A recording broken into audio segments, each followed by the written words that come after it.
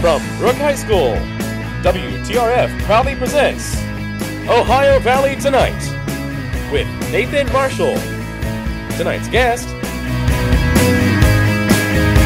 We are joined tonight by Dr. Darin Fields, Vice President of Academic Affairs at Bethany College, which is a small private college in West Virginia, and junior at Brooke High School, Joseph Douglas. And tonight we're discussing the state of education in our nation, most specifically in West Virginia.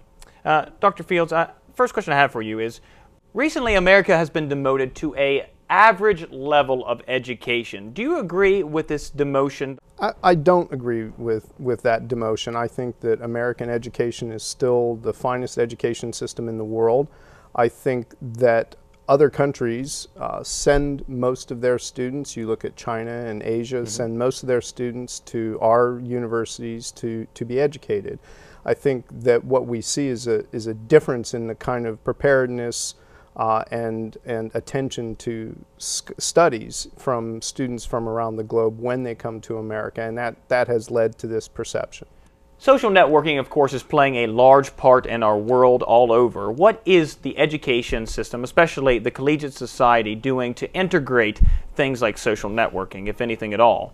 Just today, actually, in a faculty meeting at Bethany College, the faculty were taking a survey on some of these very issues, which is how comfortable would they be with a personal Facebook page to communicate with students? How comfortable are they using text messages to communicate with students?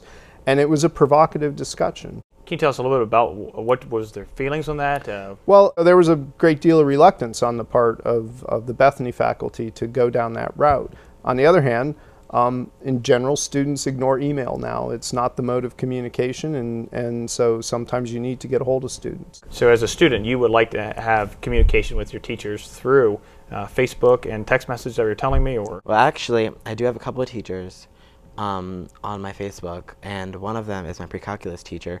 She actually was able to contact me through Facebook to help me with learning a section that I wasn't there for. So. We actually have a student question here. It's from Shannon Reardon, who's a senior here at Brooke High School, and she says this. Are we dumbing down the education system with programs like No Child Left Behind to overcompensate for the lazy student? That was a very interesting question. Of course, No Child Left Behind is a hot button topic at all times. What is your opinion on that? I think the notion of teaching to the test is not the solution to some of these problems, and nor is a national mandate to achieve certain outcomes. So I would be inclined to disagree with No Child Left Behind, and I predict that it will be repealed, in the near future.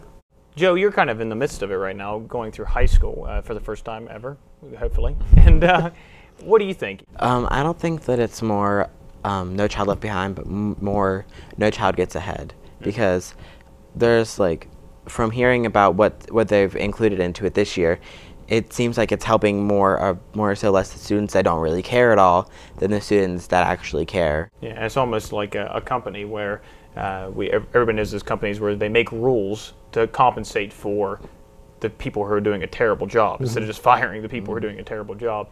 And it seems to be like sometimes that's what No Child Left Behind does, sadly. Well, again, my guests tonight have been Dr. Darin Fields, who's the Vice President of Academic Affairs at Bethany College, and junior here at Brooke High School, Joseph Douglas. Thank you guys so much for coming. Thank you. And if you want more information about Bethany College, you can visit, what's the website again? BethanyWV.edu. BethanyWV.edu. And for Ohio Valley Tonight, this has been Nathan Marshall.